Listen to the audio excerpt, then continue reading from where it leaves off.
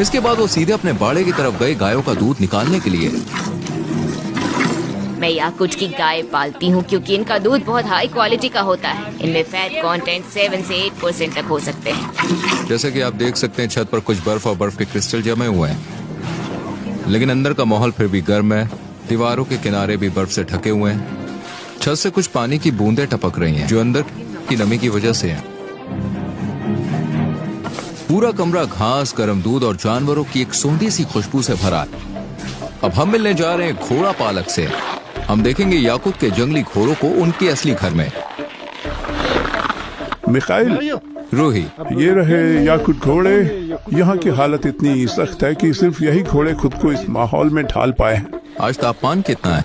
यहाँ का तापमान करीब -50 डिग्री सेल्सियस है और बाहर ज्यादा देर रहना मुश्किल होता है। हमारे पास खुले मैदान में फेंसिंग का एक सिस्टम है।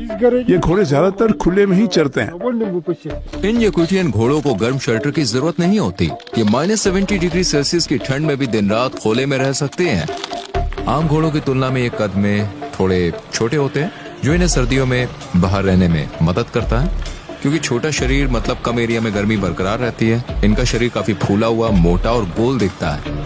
ये इनकी मोटी फर की वजह से है और उनके खुर भी काफी लंबे हैं, जो उन्हें इस जमा देने वाली जमीन पर बहुत देर तक खड़े रहने देते हैं।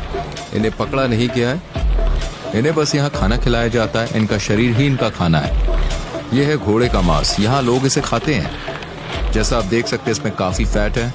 ये पैकेट है घोड़े के मांस का पैकेट। ये किसी कस्टमर ने ऑर्डर किया है और इसे भेजा जाएगा।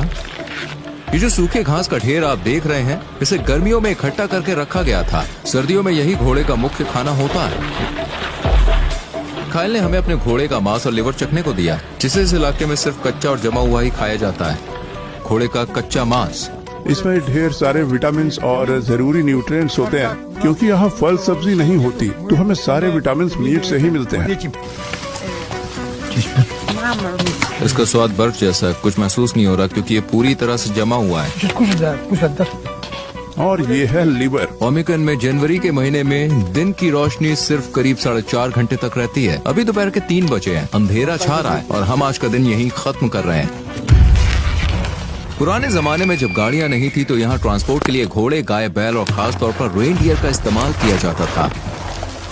इस इलाके में रेनडियर बहुत अहम माने जाते हैं, सिर्फ ट्रांसपोर्ट के लिए नहीं बल्कि उनके मांस, खाल और दूध के लिए भी। गांव के सेंटर से करीब आधा किलोमीटर दूर ओमिक्रॉन के जमे हुए जंगल शुरू हो जाते हैं। इस गांव में ज्यादातर लोग पशुपालन करते हैं, लेकिन इवान जैसे लोगों के लिए शिकारी उनकी कमाई का सबसे बड़ा जरिया बन जाता है।